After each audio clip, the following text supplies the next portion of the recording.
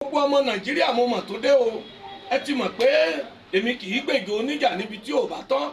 His Special Majesty náà ní ààrẹ ọba ambassador Dr. Adéyẹmí ọba àṣà àti èdè ilẹ̀ Yorùbá, olúwayé sọ̀rọ̀sọ̀rọ̀ tí òfin ra rẹ̀ joyè, tẹ́ ń gbọ́ lórí bọ́ǹdì, tẹ́ ń gbọ́ ní FM, tẹ́ ń gbọ́ ní fàájì, tẹ́ ń gbọ́ ní rédíò wánù, tẹ́ ń gbọ́ ní mélòdì, tẹ́ ń gbọ́ ní mílíkì, gbogbo rédíò station lẹ ti fẹ́ máa gbọ́ mi tán yányán.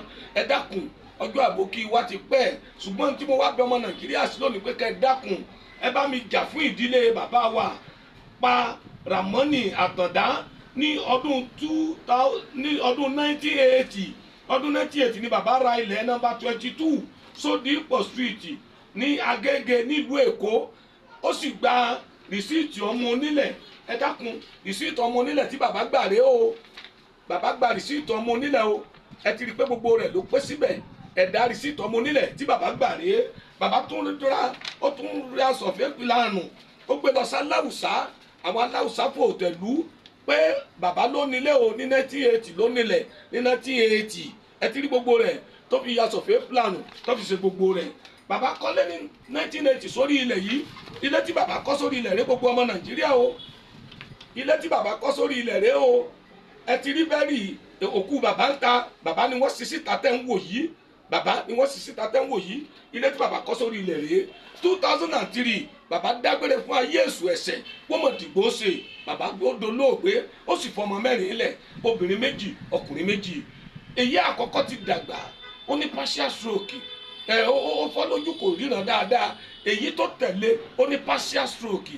Àwọn ọmọkùnrin méjì wọ́n dá pé wọ́n ṣiṣẹ́. Ìyàwó bàbá àgbàlagbà tó ti ju 90 years lọ ó ń bẹ nínú ilé yìí, wọ́n ń gbé pẹ̀lú tẹ́nàtì bíi 6.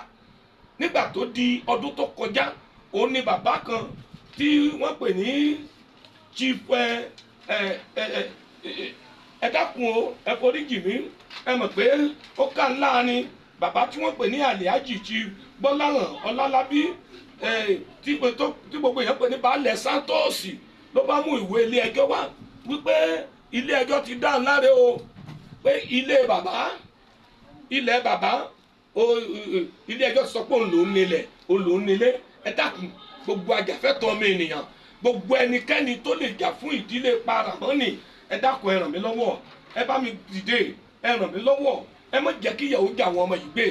Kò sí parí bẹ̀rẹ̀ oṣù tá a wà nínú rẹ̀ yìí, Ọgọ́ọ̀sì ni wọ́n gbé táùtù wá o. Wọ́n kó àwọn ọmọ jàǹdùkú, àwọn ajagunbalẹ̀, wọ́n wó gbogbo ilé ìkànnì pátápátá, wọ́n sì fagídílé gbogbo tẹ́nàtì jáde. Kódà ya 90 something yà túrúrú ni